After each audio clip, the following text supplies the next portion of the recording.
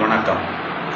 நன்னிலம் மதியழகன் சௌந்தர்யா அவர்களின் குழந்தை வர்ணிகாஸ்ரீக்காக தொடர்ச்சியாக நிதி கேட்டு பதிவுகள் வந்த வண்ணம் உள்ளது.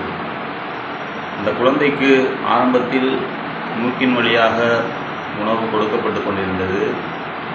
தற்பொழுது பார்த்தீர்கள் என்றால் வயிற்றின் வழியாக நேரடியாக உணவு கொடுக்க வேண்டிய சூழலுக்கு குழந்தை தள்ளப்பட்டுள்ளது.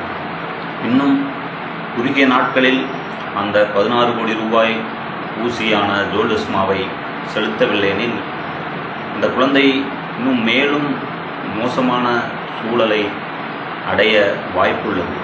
அதனால் மக்களாகிய நீங்கள் அந்த வர்ணிகாஸ்ரீ பிஞ்சி இதயத்தை காப்பதற்காக உங்களால் முடிந்த உதவியை செய்யுமாறு அன்போடு கேட்டுக்கொள்கிறோம். நன்றி. வணக்கம். வணக்கம். நன்னிலம் மதியழகன் சௌந்தர்யா அவர்களின் குழந்தை வர்ணிகாஸ்ரீக்காக தொடர்ச்சியாக நிதி கேட்டு பதிவுகள் வந்த வண்ணம் உள்ளது. இந்த குழந்தைக்கு ஆரம்பத்தில் மூக்கின் வழியாக உணவு கொடுக்கப்பட்டு கொண்டிருந்தது. தற்பொழுது பார்த்தீர்கள் என்றால் வயிற்றின் வழியாக நேரடியாக உணவு கொடுக்க வேண்டிய சூழலுக்கு குழந்தை தள்ளப்பட்டுள்ளது.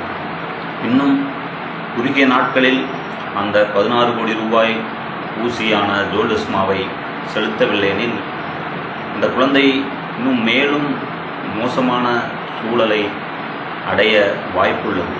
அதனால் மக்களாகிய நீங்கள் அந்த வர்ணிகாஸ்ரீ பிஞ்சி இதயத்தை காப்பதற்காக உங்களால் முடிந்த உதவியை செய்யுமாறு அன்போடு கேட்டுக்கொள்கிறோம். நன்றி. வணக்கம்.